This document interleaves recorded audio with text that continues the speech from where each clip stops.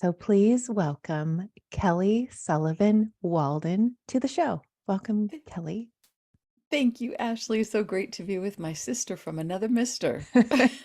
Great to meet Oh you. gosh, I know. Well, before we pushed record, I was telling Kelly that her new book out, A Crisis is a Terrible Thing to Waste. I mean, that's like what, your 10th or 11th book? It depends on if you count journals and books. So we'll say 10 just to be conservative about it. Okay. Yeah. So here I'm reading this book because she sent it to me and it was so beautiful. And it's kind of what it reminded me kind of was Chicken Soup for the Soul, but you were in Mm. that book too, right? Yeah. You helped Yeah. Jack Canfield. Amy Newmark, she's been the publisher now for probably she bought the franchise from Jack Canfield and Mark Victor Hansen years ago. Oh, okay. So she's probably done 1,000 titles since I don't know how many hundreds. Huh. But we did two books together. We did Dreams and Premonitions and Dreams and the Unexplainable. So as a co-author, that means I write the introduction to the book, and then I write a couple of the stories that are in the book, and then I aggregate all the rest of the stories. So it was quite yeah, it was quite a work. It was amazing. There were thousands of them that got sent in, and we had to just find 101 of the Oh, best. It huh. was really, yeah, that was cool. So, but the new book is kind of like Yeah, it Chicken Soup, reminded me where of it's that a a little short bit. story that Yeah. has a payoff at the end, But hopefully. I want to write a book one day. And once my children aren't needing me to drive them to like we were just talking about, I will Right, be Uber focused. driver, mom. um, but what it reminded me of was um, my stories. Like my girls would be like, "You did that, mom? That happened? Oh my Right. gosh, are you kidding me?" Like, but then when I'm reading this book and how I relate to so many of them. Hmm. But the reason I'm saying that is I look at it now as a 54-year-old woman like you, right? We're the same Exactly. age. Okay. Yeah.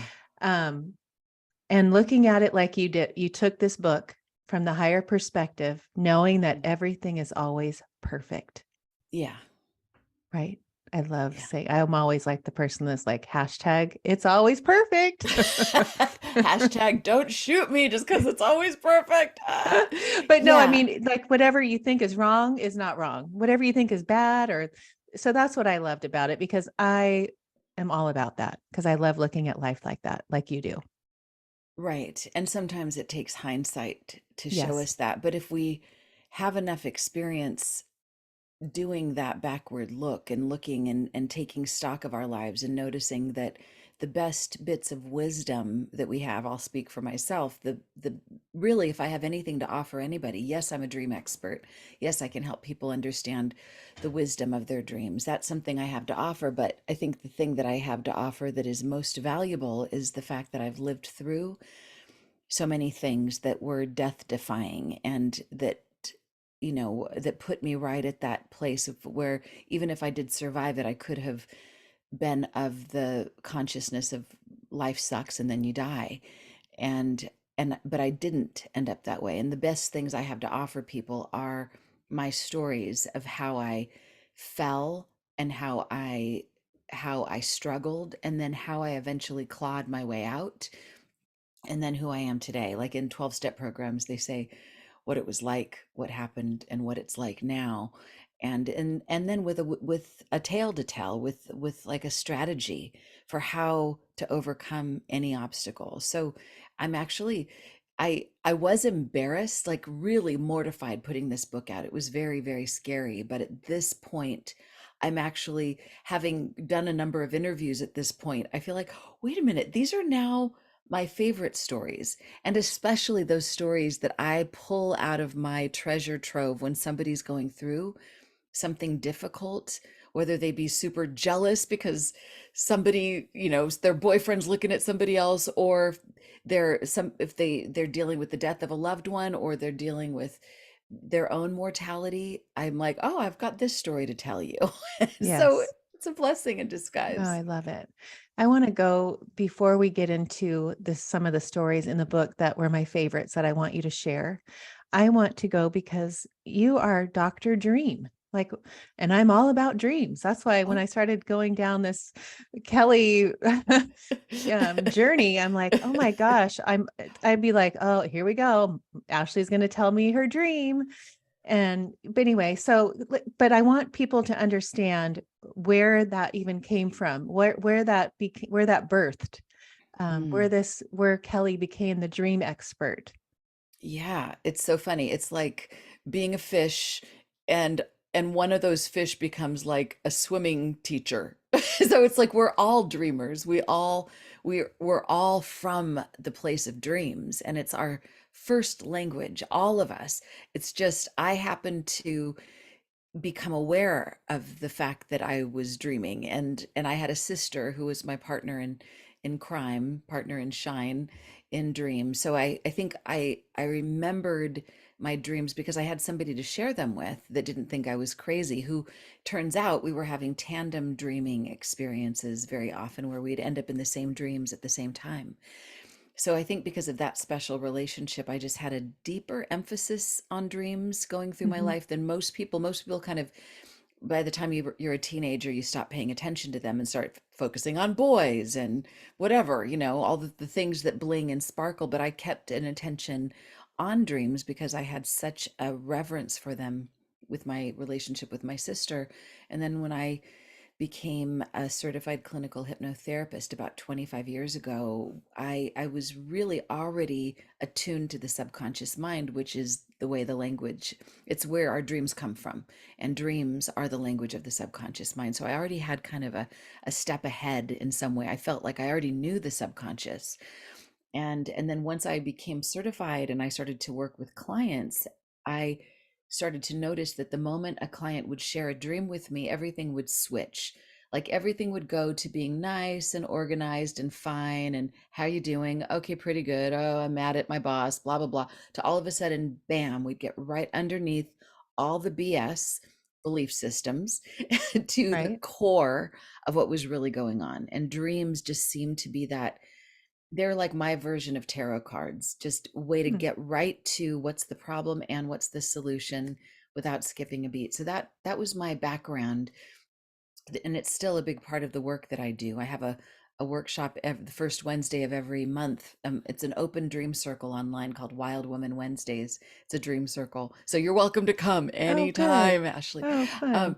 but I noticed that because dreams, there's a particular way that I work with them, always seeking to transform the difficult dreams, the nightmares, turning them into positive dreams, energy that can help us. I started to notice my ability to do that in waking reality as well, because oh yeah, everything is a dream, we're always dreaming, so of course those principles would apply. So that kind of led me to write this book, even though it's not front and center all about dreams. Dreams weave their way through it, but it's mostly this dream consciousness that I think helped me become a better problem solver. So I still advocate dream work to people if they want to become better problem solver, better navigators of their lives. Then it's one of the sneaky quick ways to become better at being able to navigate life. Huh. Interesting. I never thought of it that way. I love that.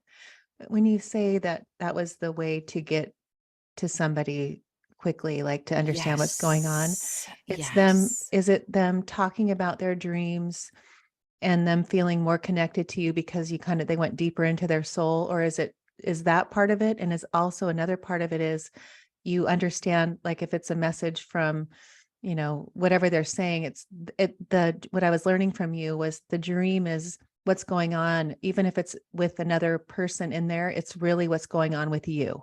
Yes, yes, yes. So, yes to everything that you just said. Okay, I would good. say that the ego is not the enemy, but it can be tricky. So, our ego's job is to keep us safe and protected and to look good at all times. And the trick with that is if we want to transform, we need the ego to step aside from time to time. We also need it to come back so that we can drive through traffic and we can navigate our lives and, as a civilized human being. But what's great about dreams is that the ego doesn't run our dreams. what runs our dreams is everything that the ego can't handle. It's like all the balls that the ego's juggling, all the balls that the ego drops. So that's why dreams are so interesting. There's a saying that dreams don't lie. And our ego, well, we can spin a tale. Oh, could we spin a tale? We can justify, rationalize, deny all manner of things, but our dreams are like, this is what's really going on. This is where I'm scared. This is where I'm hurt.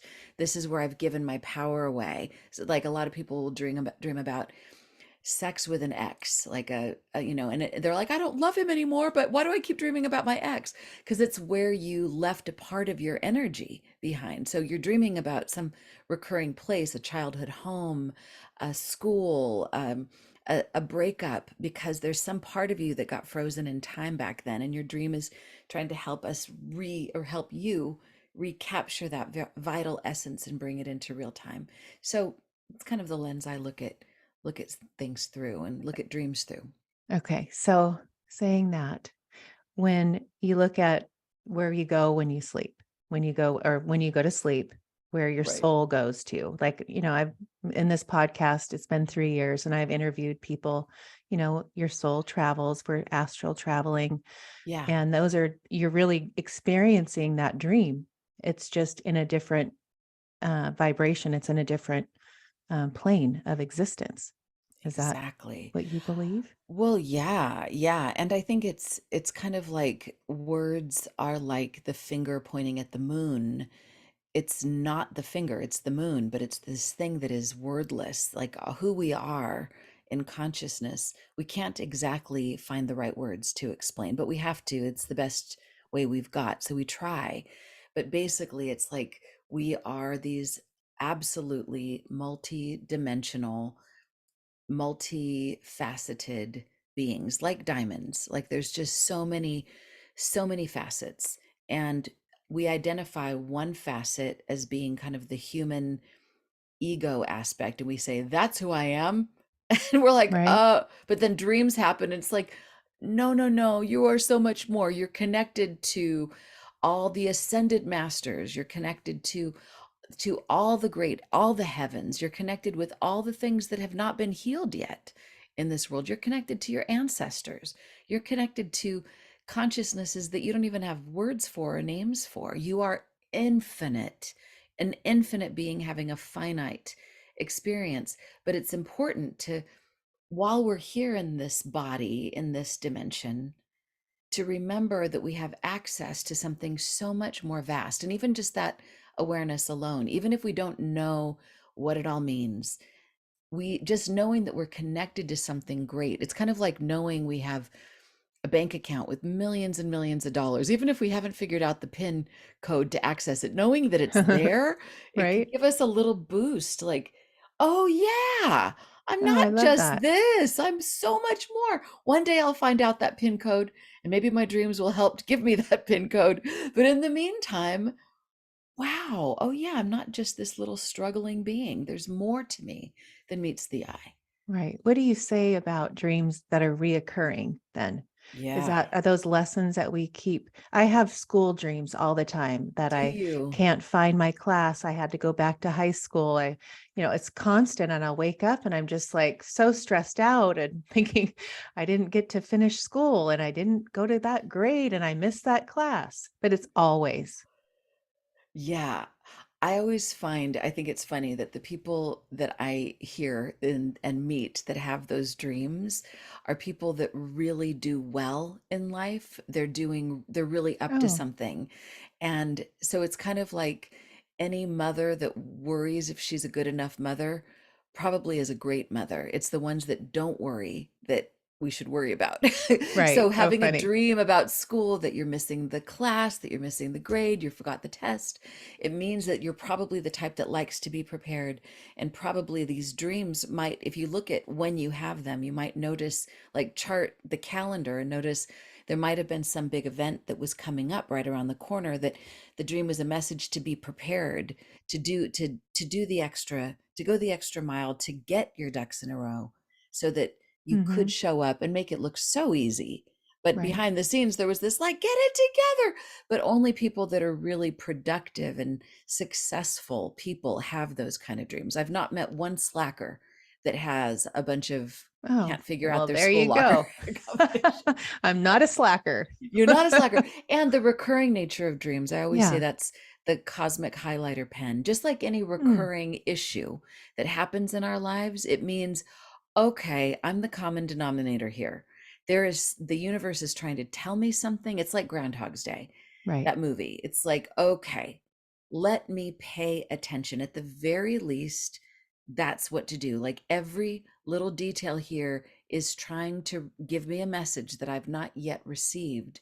So let me just slow this down and really look at it like Bill Murray's character in Groundhog's Day, where he finally says, all right, it's gonna if this is gonna change, I've got to do something different. So let me really examine what's happening here and how can I do even just a little bit better in each instance, each of the things that the dream is bumping us up against. How can we really open up? How can we transform? How can we elevate our circumstance as a result of having done this so many times? And Right. often once we do that, we kind of break the spell, and it's as if the universe rewards us by saying, now you're done with that assignment. Ta-da, here's a new one. You get to have a totally different series of dreams. Right. So when you work with people and they come to you, they're either what, struggling with dreams? I mean, what, or they're just curious, like, I would love to know, like, is it? I'm sure it's a mixture, but what would be Yeah. the main client that would come to you?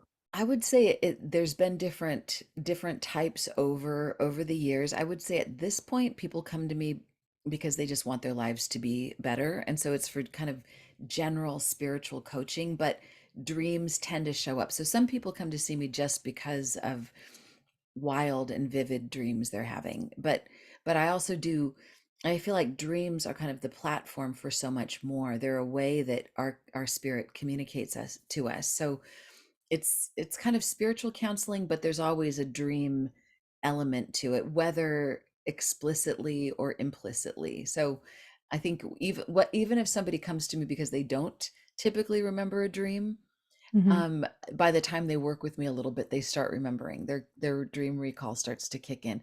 But we could say that of the people that bring their dreams to me, most of those dreams are not the happiest of dreams because they don't usually pay somebody to help them unravel Right. a dream about winning the lottery, and they did win the lottery. Woo! They would keep all that to themselves. Right. So over the years I've probably heard every kind of nightmare imaginable, and I've gotten really good at being able to hold the space for those dreams, and where I even get to the point of being really excited about nightmares because Right. Well, yeah, I heard that.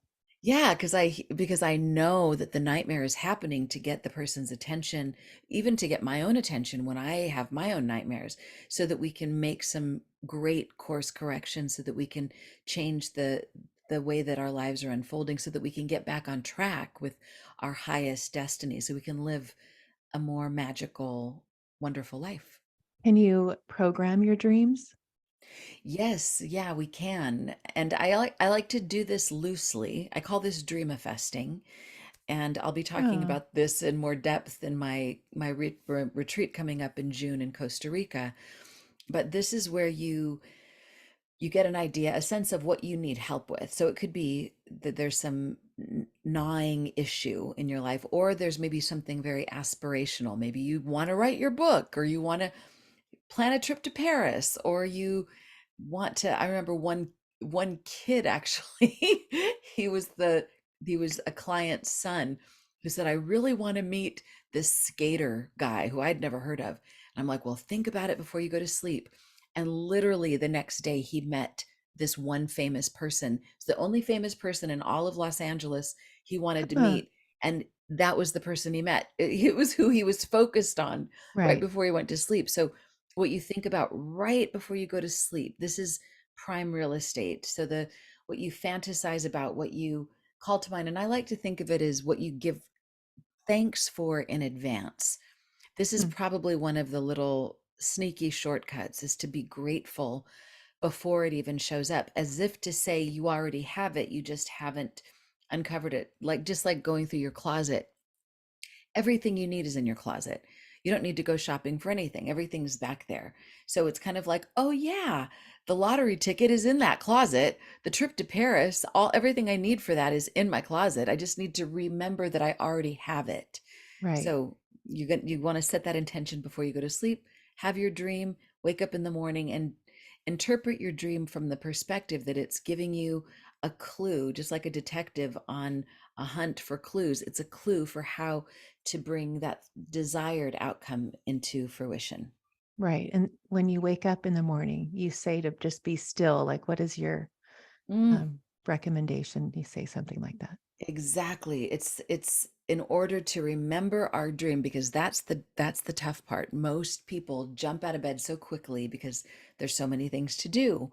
It's like, oh, like we're kind of like, Right. running all around. But the moment we wake up, we need to train ourselves to fall back into that sleep position that we had just been in, to not move a muscle and to do our very best to remember at least the last impression of what our dream was happening, even if it doesn't make any sense, even if it seems ridiculous, even if it's silly. Just write it down, acknowledge it, because that is like a little whisper that connects you to that larger infinite realm beyond just kind of the ordinary mundane stuff of this world. And that little teeny wisp, even if it's just a piece of a dream, is enough. It's like a little piece of a golden ticket that gives you access to this world of magic, just like Right. your Do show. you go to uncover your magic in your dreams? Uncover that. Yeah. But do you go to bed excited about dreaming?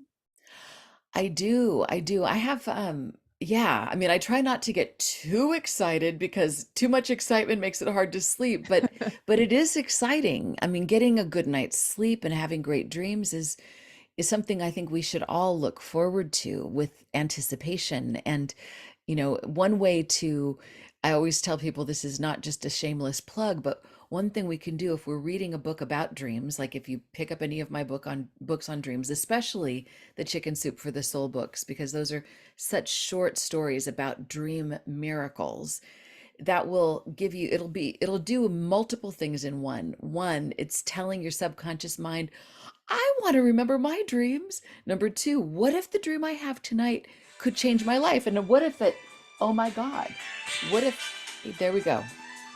God, that's funny. It won't even stop. That's a I have sign. everything turned off. Someone's It was trying a to talk to sign.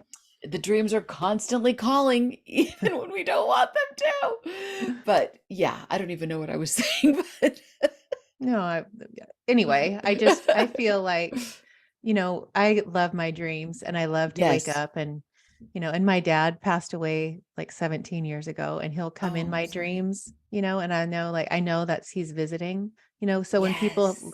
have lost their loved ones and they come in their dreams, do they come to Oh, you and try to get messages or what is he trying to tell me or exactly. Well, it's one of the most amazing things because often in our dreams, and you tell me what this has been like with your dad, and I know for me, I've got a lot of loved ones on the other side.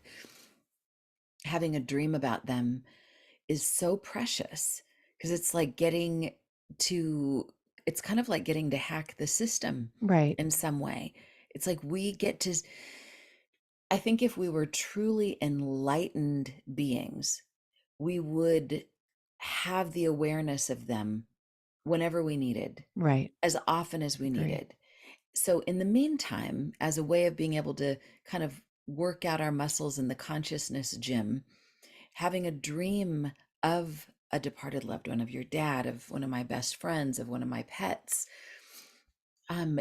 it's like I'm with them and I'm remembering their essence and I'm even getting a message from them and even giving a message to them. It's a two-way street. It's not just because they're on the other side, they're the wise ones. Sometimes they're needing some insight from us as well. So it's, the relationship gets to continue. And it is, I would say more often than not, it's not just a dream. It's a visitation. That's what I was It, gonna ask you. Like, I feel like when my dad is in my dream, I'm there with him, we're doing something, yeah. and that's really going on. That's what you mean by that different.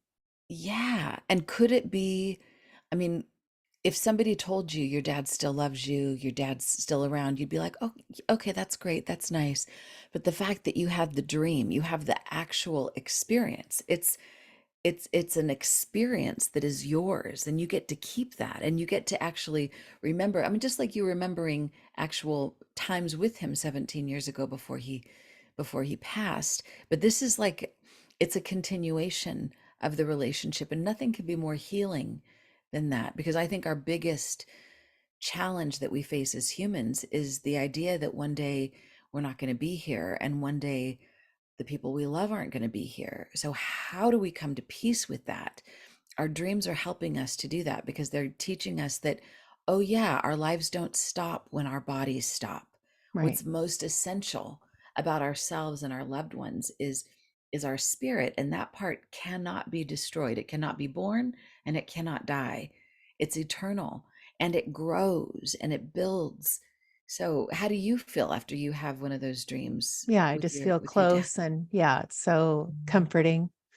Yeah. You sparked a memory, and something I was listening to you talk about was what I loved, and it was such a different way of saying it, but how we've chosen to come to this earth, and there's a waiting list, and it's like we won the lottery that we got to Yes. come. And even though there's 8 billion people here on this earth, we are one of those, and there's still a line out the door. Like, go there. Oh, I want yeah. to hear your perspective on how that all works in your mind. Yeah. Well, one of the stories in my book is the one where I died. I Yes. when the ambulance blurred for me, I used to call it the teacup, the teacup and the sky, because it was such a it was the day before my 40th birthday. I say it was on my 40th, but it was the day before. And it was my birthday was 8/8 2008, that Oh, particular wow. birthday. So I was like, Cool. something cool's gonna happen. I had no idea that that would be like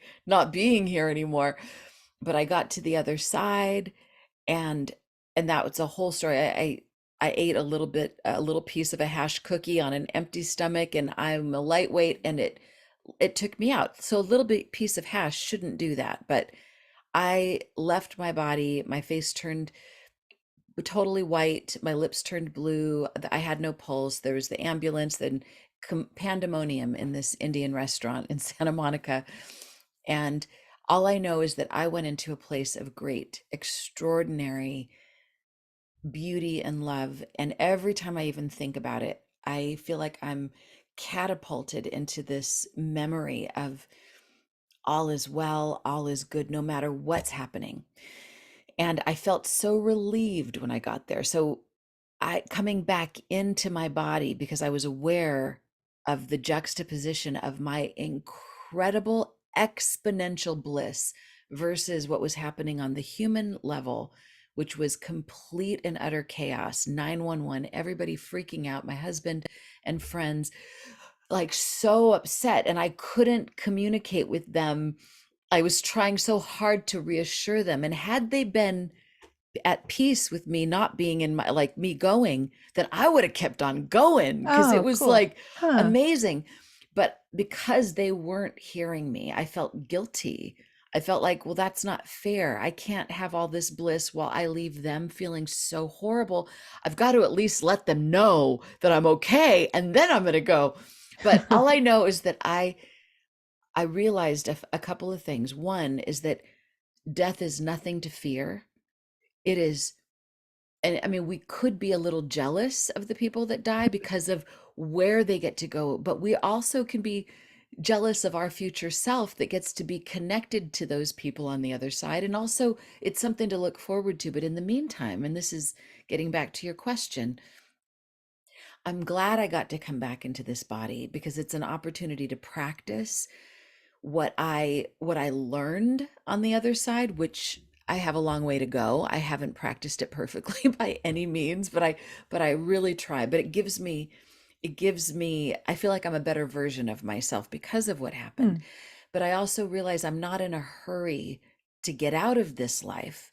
So for anybody watching or listening to this, and they're like, wow, it sounds like she's trying to tell us to like get off the planet as soon as possible. I'm not, because I have this sense that it's a big deal to get here in this body, in this life. It's like we should imagine that in order to get here, we had to go through so much. We had to qualify, we had to stand in line, we had to beg, borrow, and steal in the angelic Oh, realm to be able to say, please, please, please, I want to go to earth school. I want to get my body. I want to experience density. I want to experience the third dimension, because how else are we going to experience contrast? We're all a bunch of angels that are not from this place. And the place where we're from is pure love and beauty that is exponential. And in order to know that beauty and that exponential bliss, we have to know the contrast. We have to know kind of this earth form. I think of it as like an art form that is like clay, as opposed to singing, something that's a little bit easier, more etheric. Like, to get in here, this world is a bit muddier and it's a bit denser and things move slower, but I think it is where all the angels want to be.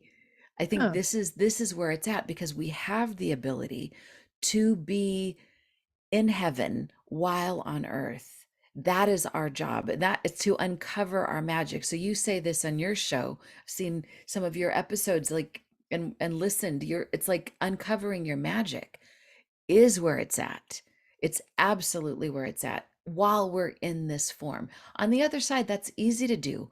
But if we can do that while we're here, then it's like we really get to own it.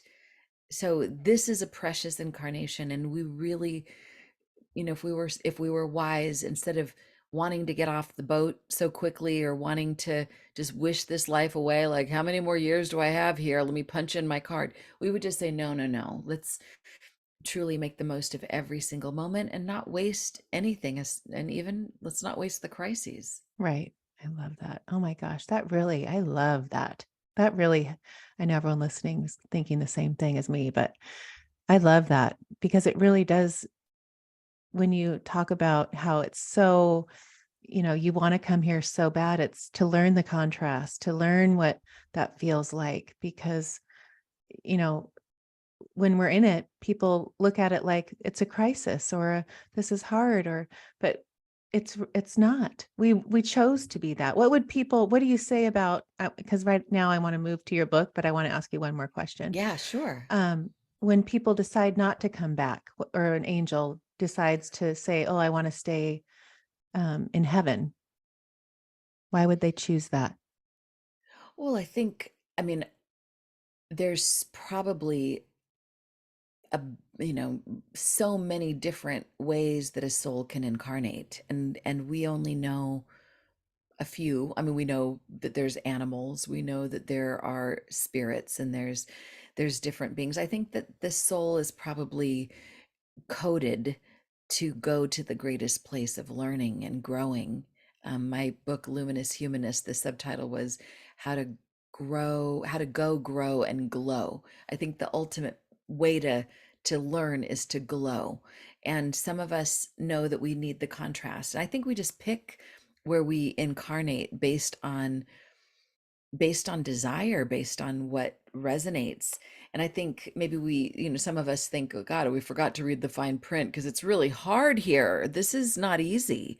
This is painful here. We're to be sensitive, and then to live in a world that's got such rough edges. Krishnamurti says, there's a quote from him that says, it's no measure of health to be well adapted to a highly dysfunctional world, something like that. And it's true, it's a dysfunctional world. Right.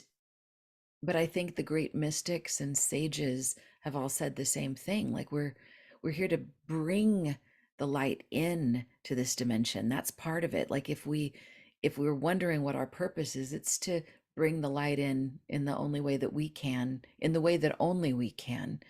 And it's to find purpose even in our difficulties. And so I don't know that every angel wants to come back. I know some people are like, okay, I'm done.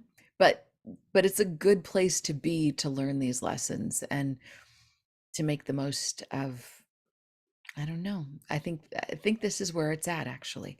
I Right. think all the angels would agree. Most of Yeah. them anyway. I love that. Where it's all about growing. You want to grow. Right. Well, Yeah. most souls want to grow. Yeah. Yeah, I think otherwise, I mean, I think we need to have some moments of fun and just play, but who's to say we're not growing during that? I love Yeah. Michael Beckwith's quote that pain pushes until inspiration pulls. Oh, yes. I love that. Yeah. So I Um, think the growth can happen either way. And I think as we get more evolved, we can grow through joy and through bliss much more than we don't need the difficulties to get off our butts and get in action. right. So let's go to these stories that I love in this book and what has touched me. And, I know you have a method at the after this Ogle method that you work with, which for me, I have a in my programs. I have them do kind of, it's similar. I don't have those Mm. letters and what you created, which is amazing, but to show, the good thing, what happened, the focus on the lesson, all that. But I want you to go Yeah. through that. But I would love for you to my first story is about with Gypsy, with your friend Oh, Gypsy. And then after you say the story, could we yeah. go over the Ogle method so you can explain how you um, Yeah. worked through that, Sure. Yeah. what you called a crisis and turned it into a blessing? Yeah. It's still shocking to me. So Gypsy was, and I think still is, my best friend. She was someone who I met her probably 30 years ago at this point. Yeah, right around 30 years ago. Um, we met in an AA meeting. It's so funny. I can't believe I put that in the book. Like, oh, you're not supposed to write about that stuff, but she's on the other side. So, she, I only had a few days in the program, and I was struggling so hard. I mean, it was every day was a struggle for me. I was very suicidal. It was like the dark cloud of you shouldn't be on this planet was hovering over my Hmm. head so much at that time. And I was working with a very militant sponsor. She was like one of those sponsors in AA that has like 100 people that follow her around like little ducklings, and she barks orders and everybody does what she says, but she keeps everybody sober. So I was like, okay, I'm gonna, even though she was mean, I was her duckling, her sponsee. And she said, write your phone number on 10 pieces of paper, your name and phone number, and don't give them to any guys. Only give them to girls that have less time than you. And I'm like, but I'm scared and I don't have any time. But she's like, somebody will have less time than you. So at the end of every meeting, they have people raise their hand and stand up if they're new. So those would be by definition the people that had less time than me. They Oh, were brand funny. new, like by one day or by just a few days. So I looked around and I had already written my name and phone number on a piece of paper. And there was this woman with giant eyes. Just, she reminded me of the Nightmare Before Christmas, the Sally character that Uh-huh. had those giant eyes and long dark hair and very Huh. pale skin, and so beautiful and just like from another era. And she was so sad, and I handed her my number, and we started to talk after the meeting, and we just became like instantly bonded, instant best friends. She said that her 2-year-old daughter had just passed away, and Hillary, and it was SIDS. It was the sudden infant death. And her husband was also there and said that they both hadn't been able to stop drinking since Hillary passed away, and so they both were desperate to get into AA and get clean and sober. And so Gypsy called me the next day, and we ended up going to see Marianne Williamson speak, and then we ended up going to Agape together. We ended up discovering like there was so much sadness, but the things that would perk Gypsy up were talking about, like, 'cause she was a songwriter and a singer, and the moment she would talk about her songs and she would play me the songs that she'd written, it was like she would be completely a different person. So so we started writing songs together and we started performing together. And she's like, I want us to open for Marianne Williamson. I'm like, yeah, right. Next thing I know, we're on the stage with Marianne Williamson singing and opening Oh, for her. She's like, I want us to sing at Agape. I'm like, Gypsy, we're not that good. Come on. And next thing I know, we're opening at Agape. wow. And so Gypsy was just, it was so much fun. She was like the Thelma. I was like the Louise, or either Cute. way. She was the one that did all the driving. That's for sure. Cute. And she ended up getting pregnant 2 more times and she had 2 beautiful girls, Isabella and Luma. I became the godmother of them, and we had we just had so many great times over our life. And it wasn't she was I always like to say she was, of all my friends, she was our resident Elizabeth Taylor, married 5 times. Oh, And cute. I, as a minister, married her, I think, 4 of those times. Oh, wow. Cute. So anyway, a few years ago, it was right at the beginning of COVID, she got really sick, and she she got cancer of the tongue. And it was like, it was horrible. Like, it was just, it was so awful.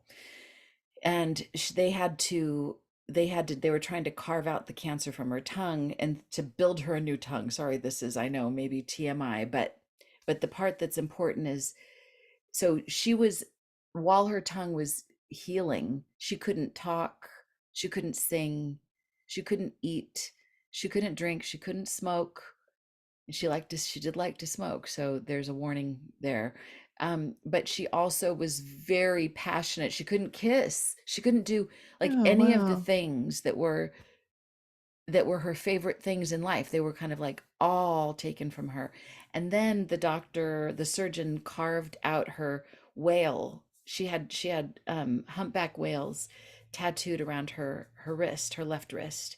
And they took that off of her wrist when they had to do like they removed the vein from her left wrist to put the vein into her tongue.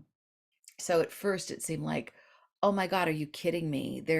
Taking your they're taking away your whales. Like, they've taken everything from you. But we discovered later that they grafted the whales on her tongue.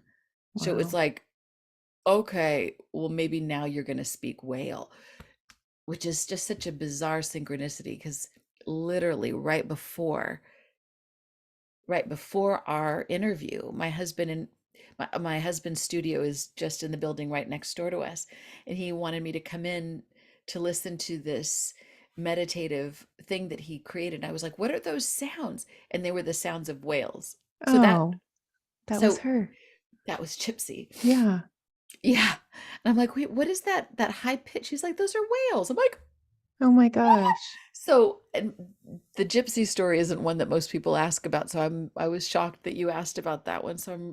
Anyway, Oh, cool. after she passed, it was so hard, so painful. And she passed on my wedding anniversary, which Oh, was like, wow. come on, Gypsy. But after I got home from just being like worn out, I was sitting on my front porch with my Hero's Journey Oracle deck. My husband and I often, most days we pick a card. As It's kind of our meditation, kind of our spiritual Neat. I love practice. that. And I said, I just want to know where Gypsy is. I want a message from Gypsy. Like, Gypsy, I need to know where you are, what you're doing. Like, give me a sign now.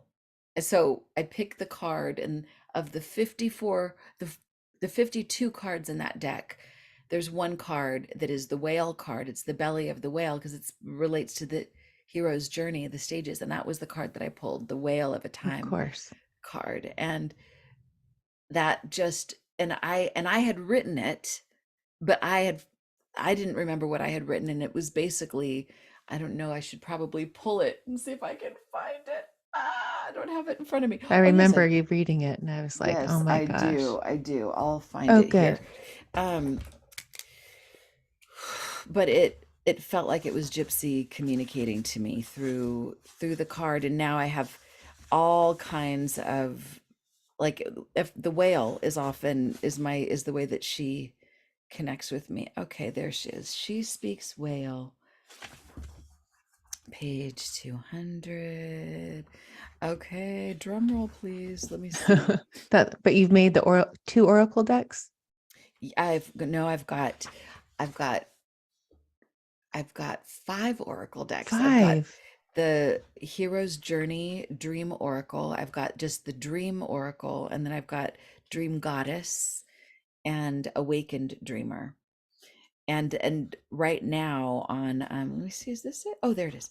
Um it just came out for pre-order, the Dia de los Muertos deck. Oh, So Day yes. of the Dead. So I I was dedicate looking that at to that. Gypsy. And then they'll be coming out. Actually, they're also available for pre-order, Luminous Humanness, which I've dedicated both of those decks to Gypsy. Oh, Gypsy's actually in the Dia de los Muertos deck. There's one of the cards that's called the Ofrenda, which is the altar. And there's a little picture of her on that oh, I altar. love So that. this is what the card read. Whale of a Time. Own your largesse. Most people think of the belly of the whale stage of the hero's journey as a dark night of the soul, but it doesn't have to be. You have the ability to go with the flow and the potential to own your power. When you contemplate the nature of this loving, ancient being we call whale, envision swimming with it and receiving its wisdom and love. You are reminded that you are sovereign, wild, and free. The whale is here to remind you whenever you find yourself in a challenging circumstance, your charge is to enlarge. Your mandate is to become a heart space so large the world can fit within it. This card is your reminder to stop resisting and instead open and allow the diversity of life and the entire ocean of emotion of all sentient beings to be celebrated and loved. Mantra. As I embrace my inner whale, my heart grows as big and deep as the ocean. That is beautiful. And you wrote Yeah. that? Yeah, that's That's that piece right amazing. there is from the Hero's Journey Dream Oracle. So I'm kind of doing this out of order, but in with the way I ogled this, so the ogle is my formula. Yes, yes, The yes, yes. so O is what's offensive. To give yourself, I always tell people and myself, give ourselves permission to be in the what hurts us, what's offending us. And in this situation, it was Gypsy dying, and dying a pretty excruciating and an awful death, and cancer taking so much away from her. Um, and then what was good, the G is for what's good about this. Right. So what was good is I thought, well, I put in here the fact that Gypsy, oh, so I mean, nothing's good about somebody you love dying from the human perspective, but on the other side, from another perspective, there's so much that we can learn from a person's life in retrospect. I called Danyan Brinkley, who I mentioned in the story about my own death experience. I met Danyan just days after I died. And Oh, he's died many times, and he's kind of known as Dr. Death. Anyway, while Gypsy was dying, I got him on the phone with Gypsy to for him to give her a message. And it was so amazing because immediately he tapped into her and said, "Your cancer, I know you think that it's because of something you've done wrong and something that you didn't do well enough." He said, "But this is your message to know that your work here is done.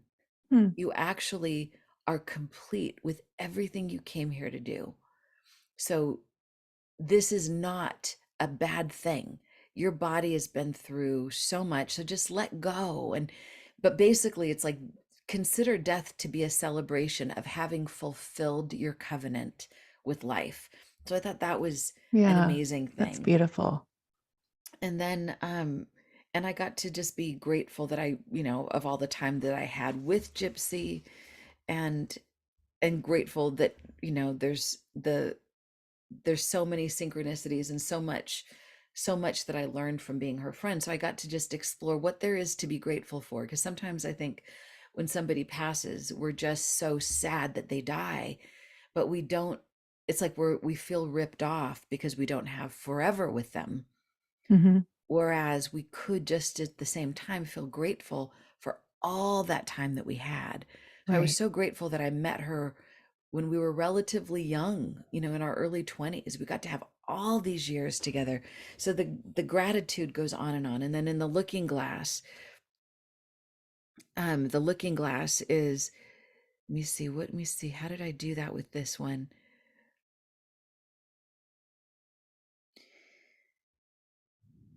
So it's looking at, so in the looking glass, whatever is offensive to us, we need to look at how we do that ourselves.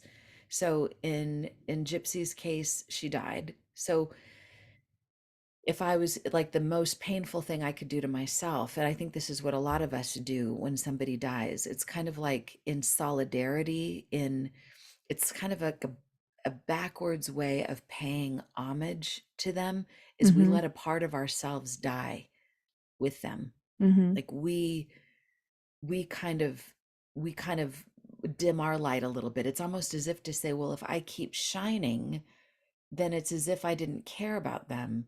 Right. So if I truly loved them, I would let myself join them and I would die too.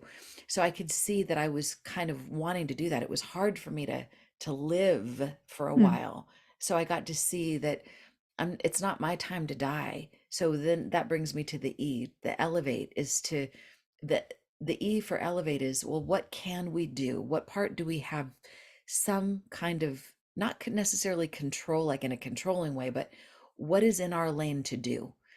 So in my case, it was, I need to be as alive as Gypsy would want me to be. I need to think of her and dedicate my living to her, to the things that she didn't get a chance to do.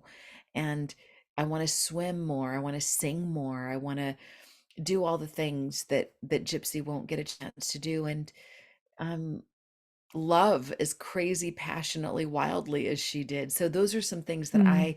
that I can do to elevate myself. And also whenever I see whales or dolphins, to let myself be reminded of how eternal we truly are. Yes. Oh, I love that. Oh, thank you for sharing that. That really touched Thank me. you. Thank you. I I can't know. believe that I was just coming from the whale sounds and I hadn't connected it with Gypsy, which normally I Huh. do. She was kind of Oh, like, whack, interesting. Kelly, Yeah. I I'm guess. putting those whale sounds in your mouth so that you'll remember me. Oh, and I had to, she must have sent a little message to me. Ask about me. I know. She would have loved you. She would have Oh, absolutely there's so loved you. many in that book, and we're coming to the end. You know, the other one I was thinking of because it's lighter is the one Yeah. at the coffee shop, because I think, as a simple way, because as a mom, like teaching my Yeah. girls, just even Yes. that story, like reading that to them and having them understand, like when someone tells you, so can you do that in Oh, a, yes. I'll be quick. Okay, let's see. but this is a great lesson for everyone, I feel like. I think about this one all the time, especially when people don't get what they think they want. It's kind of like you don't always get what you want, but you get what you need. So the nutshell is, I was working on my first book, many hours trying to get my unreasonable page count in so I could turn my book in on time. And the only way I could do it was to be at a coffee house and to be in that stimulation of all the buzz of the coffee house. And out of nowhere, the manager of the coffee house, like, very rudely tells me I can't plug in my laptop in their coffee house. I thought it was a joke. And I'm like, "Well, that's hilarious. All right, buzz off, buddy." And he's like, "No, no, no, you can't plug in your laptop here." I thought, "Am I in the Twilight Zone? No, no, no. This is Right. this is what people do in coffee houses." And he was so rude about it.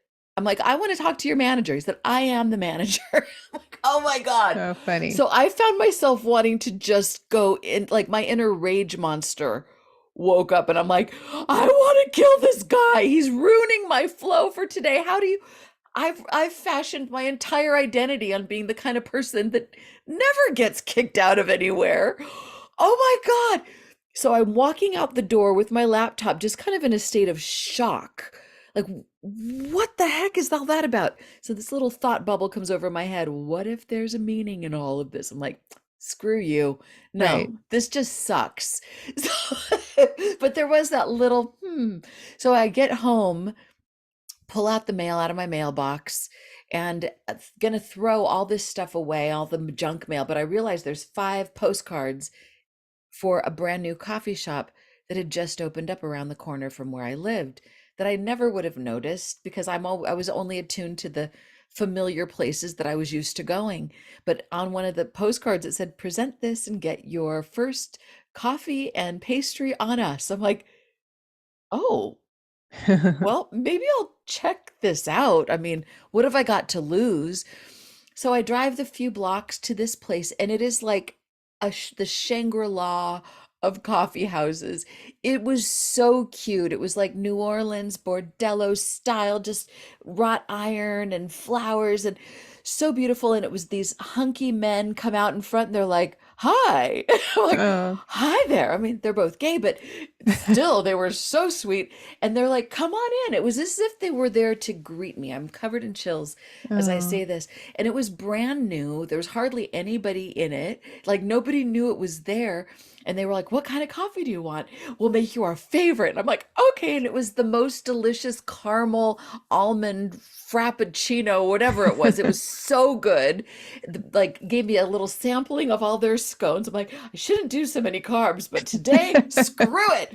So, and they say, "Well, what are you doing here?" I'm like, "Well, I'm working on a book. I've got a deadline." They're like, "Oh, you must sit in this chair. This is the best place. This is our feng shui person said this is the vortex of the whole place. Here, give us your laptop. You can plug in right here." I'm like, "Oh my God, they're letting me plug in. They're letting me plug in." So, in a nutshell, this is where I ended up writing the rest of my book. They ended up throwing me a book launch party when my book came out. They became my book fairy godfathers. They were like, it was an angelic thing. So I Hmm. realized this is just true across the board.